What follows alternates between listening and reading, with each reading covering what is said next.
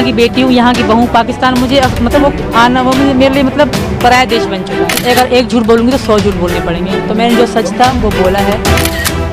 सीमा हैदर की प्रेम कहानी अब यूपी एटीएस की पूछताछ में फंस गई है। अभी तक सीमा हैदर ने बड़ी बेबाकी से मीडिया के सामने अपनी बातें रखी। दरअसल सीमा को लेकर चर्चा थी कि 2 ही दिन में पासपोर्ट बनवाकर सीमा भारत में दाखिल हुई है। 8 मई को पासपोर्ट बनने और 10 मई को भारत आने की बात को सीमा ने झूठा करार दिया। कहा कि झूठ कहा जा रहा है, पासपोर्ट पहले का था, पहला वीजा, दूसरा वीजा, हर चीज लीगल थी।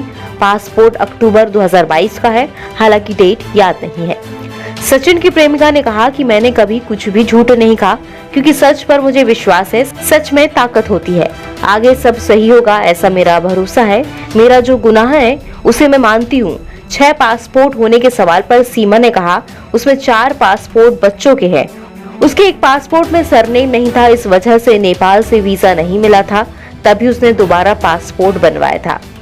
इन सब से तर सीमा हैदर ने चल रही खबरों पर ऐतराज जताया। उसने कहा कि मेरे पापा को मेरा बॉयफ्रेंड ना कहा जाए, भाई को मेरा पति बताया जा रहा है, इतना ही नहीं और ना जाने किसको क्या क्या बना दिया। ये बहुत गलत है, इस वजह से मैं मीडिया के सामने नहीं आना चाहती थी। मेरे बारे में बहुत गलत बोला जा रहा है।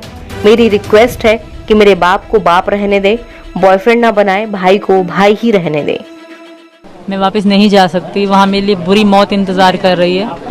तो यहाँ का कानून ऐसा गलत नहीं करेगा मेरे साथ। और आप सबसे भी रिक्वेस्ट है कि सपोर्ट में बोलो, जिस तरह गलत गलत बोल रहे हो, भाई को बॉयफ्रेंड, बाप को बॉयफ्रेंड, इस तरह मत बोलो। हमारी भी इज्जत है, आत्मसम्मान है।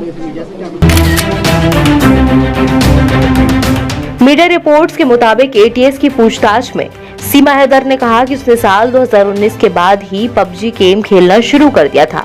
तब बातों बातों में हिंदी भाषा बोलनी सीख ली, क्योंकि भारत के पढ़े लिखे लड़कों संग वो पबजी खेलती थी। सूत्रों का कहना है कि एटीएस ने जब सीमा हैदर से पूछा कि अर्थ, अनर्थ, शरण जैसे शब्द बोलने कैसे सीखे और उच्चारण बिल्कुल सटीक कैसे, और ये किसी उत्तर भारतीय की तरह कैसे सीखा, तो जवाब में सीमा ने फिर वही दोहराया कि सचिन से ही उसने यहाँ की भाषा सीखी है।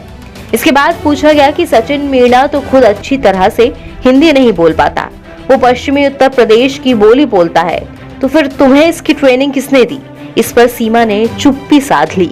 हालांकि वो अपनी सफाई में बोलती रही कि उससे किसी ने ट्रेनिंग नहीं दी है, वो तो सरहद पार सिर्फ और सिर्फ अपनी मोहब्बत यानी कि सचिन के लिए आई है।